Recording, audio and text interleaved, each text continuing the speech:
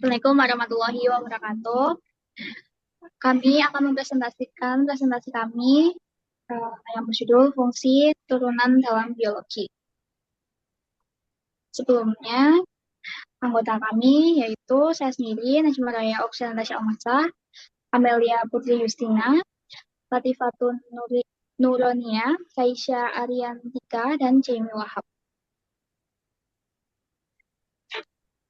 Pertama-tama kita akan mengenal mengenai turunan.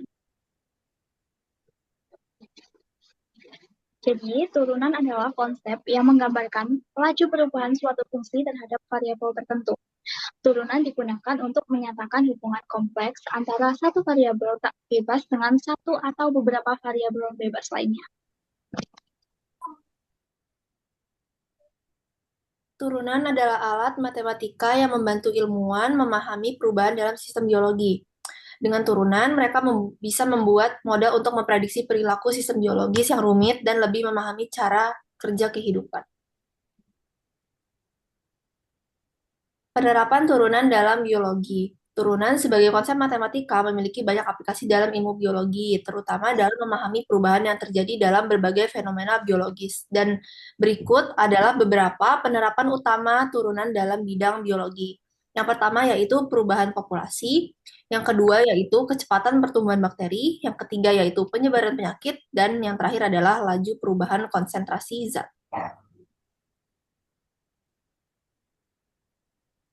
Nah, selanjutnya kita akan mengambil contoh pertama, yaitu perubahan populasi. Ini bisa dengan perumusan DN per DT sama dengan RN.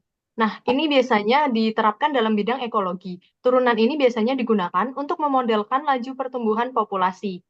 Jika pada jumlah individu itu digunakan NT pada suatu populasi dengan waktu T, maka laju pertumbuhan populasi atau turunan DN per DT akan menggambarkan seberapa cepat populasi tersebut dapat bertambah atau berkurang seiring waktu, dengan R adalah tingkat pertumbuhan per kapitanya.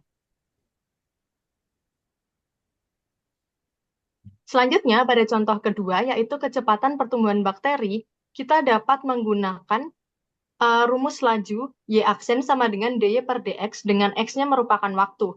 Itu dapat menghitung suatu populasi dari organisme tertentu yang mengalami pertumbuhan.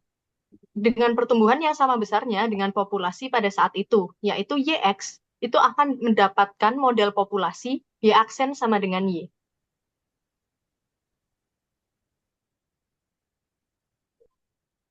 Contoh soal berikutnya untuk kecepatan pertumbuhan bakteri, yaitu misalkan pertumbuhan bakteri pada waktu T memenuhi persamaan N T sama dengan 3T kuadrat akar 4.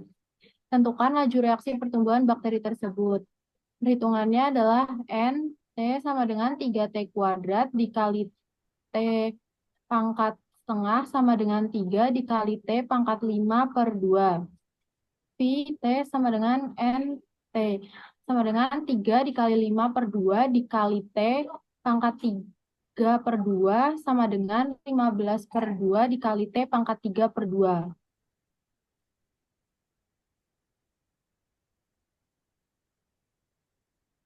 Nah, penyebaran penyakit turunan juga diterapkan dalam epidemiologi untuk memodelkan penyebaran penyakit. Contohnya, jika jumlah orang yang terinfeksi suatu penyakit dinyatakan sebagai fungsi waktu LT, maka laju penyebaran dapat dihitung dengan DL per DT.